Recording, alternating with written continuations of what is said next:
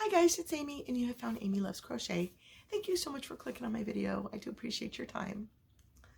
I worked with a new yarn and did a new pattern out of my Crochet One Skein Wonder book. And so I wanted to share that with you. The yarn that I used is Red Heart with Love Stripes, and it's in this great passion stripe color. It's all these orange, pinky, magenta, these great colors. And there are 141 grams in each skein. I have seen these priced at $5.99 per skein, but I happen to buy 3 skeins for $5.99 on a sale. So I recently worked with some sweet roll. I think it was called Pink Swirl, that were all in the pinks and the reds. And I had a lot of it, and I worked it and worked it and worked it and got so tired of the colorway. So when I saw this one on sale, I thought, do I really want to go with that again? Because I was so over the color.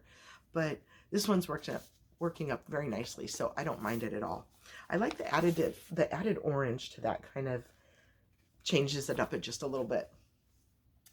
So what I did was a pillow pattern, and I have found that when I make a glove, I don't want to make the other glove. I'm lazy to make the other glove. I think I've told you guys this before. So what I started doing was I start both sides at the same time. So like when I'm making a shirt, I start both sides at the same time, and so that when I'm done with one, I'm done with the other. And that just helps Amy move on to completion and starting the next project. Otherwise, I finish the one, I just feel like whatever, and sometimes don't do the other one. Most times don't do the other one. So I was really, really pleased with this. So out of the 3 skeins, I've got 1 fresh skein left, and then this is what's left of the 2, and I'll insert that weight amount there. So I'll show you the picture in the book because it's a great pattern, and of course what I ended up with looks very different. It's called the Lodge Pillow, and it talks about the tweed and the neutral being a cozy comfort feel. And of course, you know, casual cozy feel, and the knotted straps complete the weekend cabin style. So of course, when Amy's using her own, you know, different kind of yarn, it's going to give a different feel.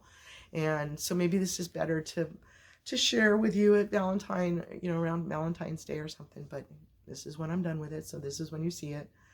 I really, really liked the pattern. You know, in normal Amy fashion, the pattern called for a 5.5 millimeter hook, and I already know that I kind of crochet big, so I went down before I even started. I didn't even pick up my 5.5. I just picked up a 5 millimeter hook, and it was still too big. The pattern is for a 12-inch pillow, and I completed a 16-inch pillow size. So and I didn't even, like, I wasn't trying it out as I went. I didn't do a gauge. I keep saying I should be doing gauges, but I have another project that I was working on that I really did do a gauge, and so the first size wasn't right, and so I went down a hook, and then the width is right, but the height isn't right. So I don't understand how I'm supposed to fix that. We'll get back to that. So this was done with a smaller hook, and it still came out way, way, way too big. So, but the pattern itself is this great front loop, back loop pattern. And so many of us know a back loop only for the little ridge that it will leave us. I really enjoy a back loop only on a lot of my patterns. Let me come down closer. But here you can see, here is a front loop only, so you don't see the back loop. And then here's the back loop only, where you do see that front loop here. So here's our, you know, that's the pattern that you're going to have. And I really liked it. It gives a lot of texture. It's one that I haven't seen before, one that I haven't done before. So I was really happy with that. Again, the straps are way, way, way too big. I think that they're supposed to fit a lot more snug. But if I put these on where they were tight, it would be almost, you know, in the center of the pillow, and it's not supposed to be like that. It's supposed to be off to the side. So that part, you know, if I had that to do over again, I would measure as I went, but of course I didn't. I was just doing by the pattern because I get going on a pattern and just go. So I didn't do a tutorial because it was just so off.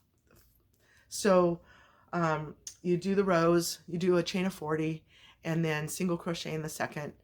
And so you've got 39 stitches through the whole pattern, and you just start to alternate. You chain 2 on the sides instead of chain 3.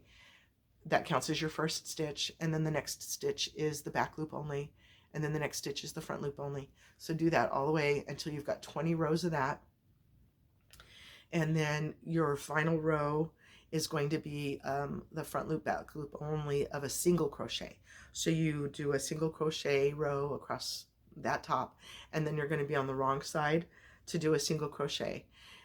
You're going to skip that first one, that first row, that's your single crochet row, and then do 2 single crochets in each of the double crochet rows, and then tie off, and then come to the other side and do your wrong edge on that one. And then you put them together. Now this again is different than I would have done it, because you do the final row as a single crochet together on the outside of the pillow. I would have done that all the way around, but the pattern has you connect, put the faces together and single crochet around, and then turn it inside out. So the first 3 rounds you don't have that seam. You've connected them on the inside of the pillow. So again, Amy, that makes the last row different. I don't like that. I don't like that. I would have, if I was, thinking for myself and doing it on my own, I would have connected all of them on the outside so that there was a nice little single crochet row that matched all the way around. The straps here are just a chain of 50, and where you're going to attach it, you slip stitch in so that the edge of it is a slant, so that where you connect it, it fits. And you just do a little knot in the center, a little cute little knot. Now I even tried to widen my knot so that the strap would feel a little bit more tight to the pillow, but that doesn't make any sense. It doesn't stick, doing something like that, so that instead of the tight knot, I thought maybe that would help make the strap more fit more across the pillow, but it just retightens when you're done. So unless I was going to do that and then sew it down, which I'm not going to do, I'm not taking all this time for a little pillow. You could do that as well if your strap turns out too long. That's what I did, that's what I looked at doing, whatever. So yeah, I'm not too thrilled with the pillow itself because of how different it is from what the pattern, how different it turned out for me than what the pattern tells you to do. But I certainly would do this back loop, front loop over again, even like for a blanket. It would give you, it gives you great texture, and so, yeah, not everything you make is going to turn out so fabulous sometimes. And that's not to say that this is a fail either. I still really like the pillow. It's just very different than what the book came out with, or what the book tells you to do. So I'm okay with that. I'm okay with that. Now the Red Heart with Love, it's a really great thick 4. Maybe even might consider a light 5. But being as thick as it is, there is this one section of this much yarn that I had where it got really, really thin. See how thin it got? And I continued to crochet with it for a bit, and then I was like, that's not going to work, because it made a big difference. So, but of both skeins that I got for something that is really kind of an economy yarn, I think that's great. I didn't lose very much with that at all. So one of the other things that I've been working on is to cake up some of my hanks. I have, I'll get a bee in my bonnet that I want to work on something, and then I'm not in the mood to do that cake yet. So this is the first one that I worked on, I think just yesterday. What day is it? I don't even know. Beautiful, beautiful. It's called Flower Fusion.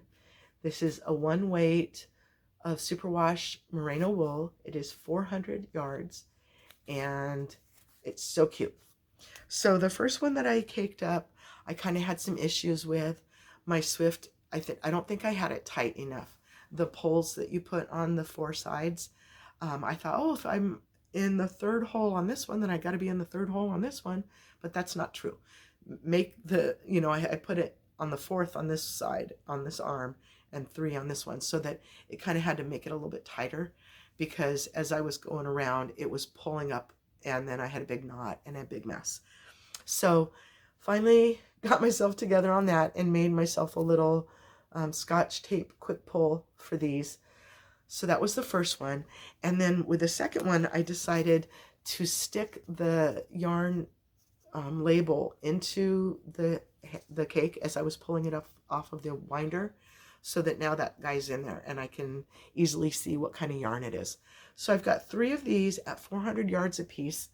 I didn't know if I was going to maybe hold 2 strands together and work it like a worsted weight, or if I am going to have the patience to work with 2 or even 3 of these to make up a pattern. So if you've got an idea what that would look good in, let me know. The next one that I did was, this is a chunky, and it is 110 yards. And I don't know if you remember seeing it hang up on my wall, but this yellow and blue is exactly what it looked like up on the wall, and kind of what color I thought I had was this yellow and blues. Well, when I did the second hank, there is quite a bit of orange in there. And so I don't know how different these are going to look to each other. I mean, look at that. This one is very pale in comparison. The blues are a little bit darker and the oranges are in there. So I don't know what I'm going to do with those. But again, 110 yards, and I've got 2 of them of a bulky, again, superwash merino wool. And then this one was yelling at me for a long time. I really wanted to use this one. I'm a little bit scared. There's only 110 yards to it, but look at that gorgeous colorway. The oranges and the purple and the pink, and then it's got this crazy like tiger stripe. It's brown, light brown here, and there's some dark browns in it. So that's going to be kind of a great workup of the color. I don't know what I can make with that. It's called electric because it's very clearly electric colors. So if you've got 110 yards of something similar to this in a bulky that you've worked up, let me know what pattern I should use, because that one was really, really screaming at me. I've got to do something with it. And then the last one that I caked up, I decided to go ahead and give another one weight a try. And once I started to shake out, unwrap the hank and kind of shake it out while it's still tied together, and sort of get the run of it so that it would feed properly, then it wasn't too difficult. So it just takes some practice. If you've used your Swift and your ball winder, your cake winder, and it feels funky, just keep working with it. Practice a little bit and it gets a little bit easier, I promise. So if you were just looking at the cake right here, you would see just that purple and green, right? Like it looks kind of grapes of wrath or something. This is what's pulled from the center. So you can really see when I turn this way how gorgeous all that colorway is. You see all the blues and the purples and the pinky. Like, I can't wait to get in there and use it. So you can see I did start to use it. I started to work up a scarf from my book and I wasn't loving it. So I frogged it out and I'm going to start with something different.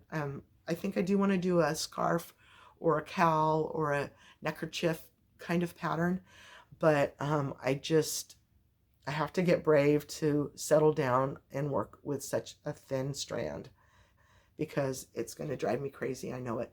Just working this little bit that I did, it feels very soft. It's gorgeous, gorgeous yarn, but I've got to have more patience than I currently have at this moment to work with that. This was that Anique from URTH Earth Yarns, and this is 435 yards. So I look forward to coming up with something, completing the project. I want to see the finished product already because the yarn is so pretty. So, all right, I think that's all I've got for you today. I do have a couple of other patterns that I'm still working through, and I can't wait to show you those. I hope you enjoyed your time with me. Thanks for sitting with me today. Have a wonderfully blessed day, and I hope you'll come back and see me again. Thank you. Bye-bye.